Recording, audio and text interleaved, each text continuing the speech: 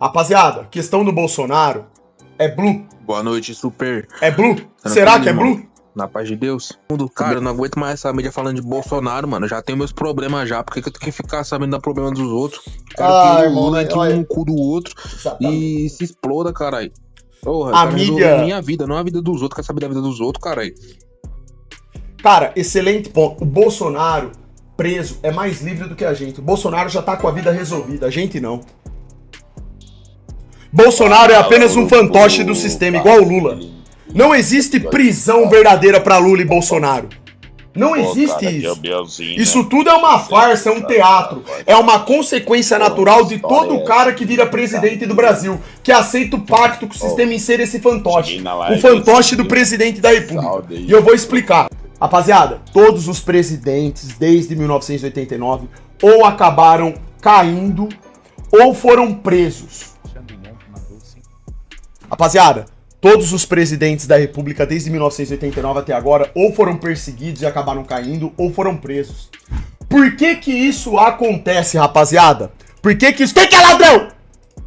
Por que que isso acontece, rapaziada? Vocês lembram quando eu tava falando sobre o Felca? Que o sistema, ele cria os seus fantoches e esses fantoches aceitam fazer o pacto e no começo tudo é uma beleza até o momento que o sistema vai lá e apunhala eles pelas costas? Isso é um roteiro. Por que que esse roteiro existe? Ora, Bolsonaro, ele foi um presidente de verdade ou de mentira? De mentira. Lula é presidente de verdade ou de mentira? De mentira. Eles estão ali para servirem a quem? A população ou ao sistema financeiro internacional? O sistema financeiro internacional. Quem manda no cargo que eles estão? Eles têm autonomia para mandarem em si mesmos e tomarem decisões? Ou são outros que tomam as decisões por eles? São outros que tomam as decisões. É o sistema que está por trás que comanda, que estabelece o roteiro, certo? Sabendo disso, sabendo que o Brasil segue um projeto de entrega de tudo aquilo que é nosso para essa elite espúria que manda no mundo, satânica, e que esses presidentes, os fantoches, estão ali para satisfazer os interesses dela, dessa elite, qual que é a consequência natural desses NPCs fantochão aí? Ou eles terminarão presos, ou eles vão acabar caindo de alguma forma, assim como aconteceu com a Dilma, por exemplo. Não foi presa, mas caiu.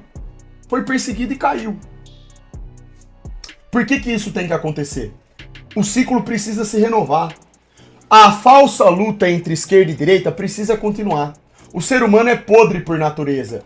Bolsonaro cometeu muitos erros durante o seu tempo de presidente.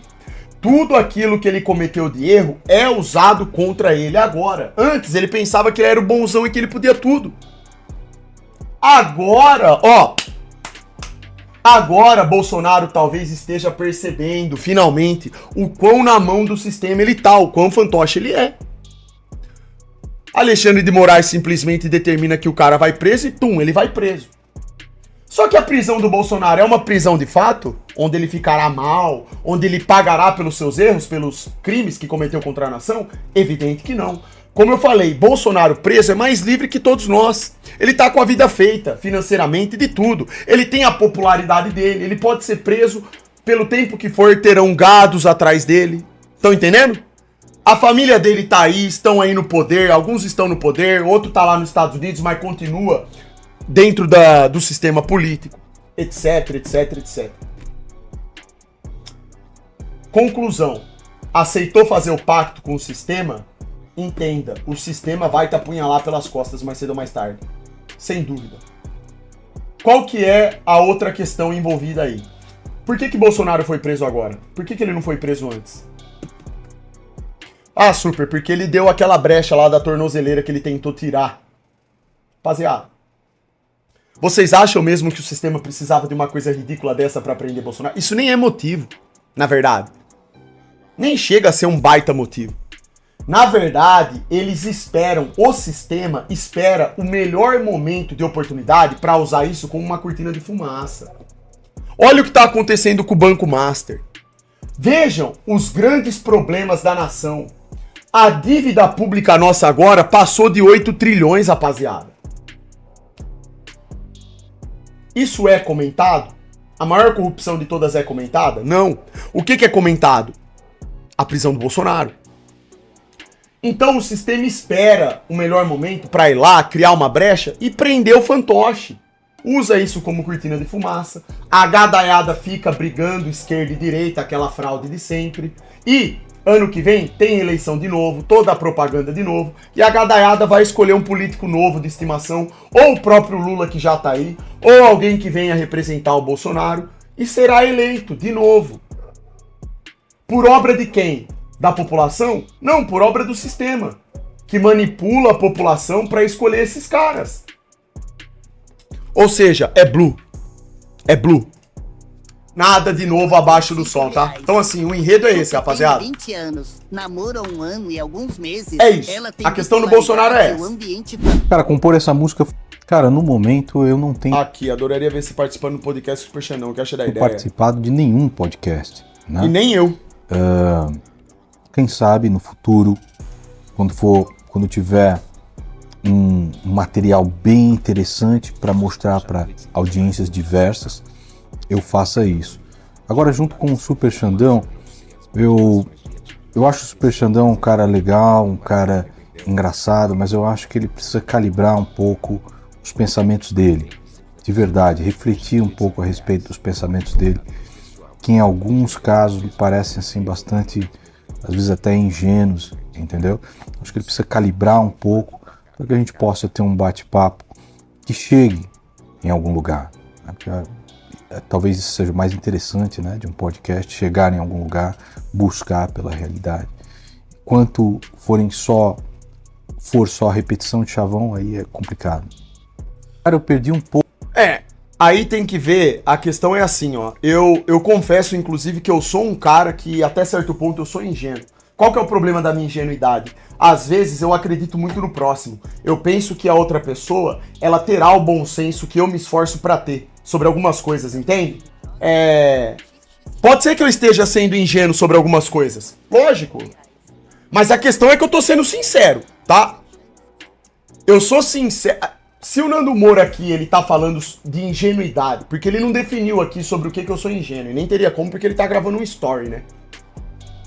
Se o que ele chama de ingênuo é uma postura minha sobre política, pode ser que eu esteja sendo ingênuo sobre alguma coisa, às vezes em relação ao MBL, seja lá o que for. Não sei exatamente sobre o que ele tá falando. Se for ingenuidade sobre coisas diversas ou outras questões específicas, eu precisaria saber o que é para poder entender. Porque realmente, o Nando Moura, ele tem uma trajetória na internet maior do que a minha.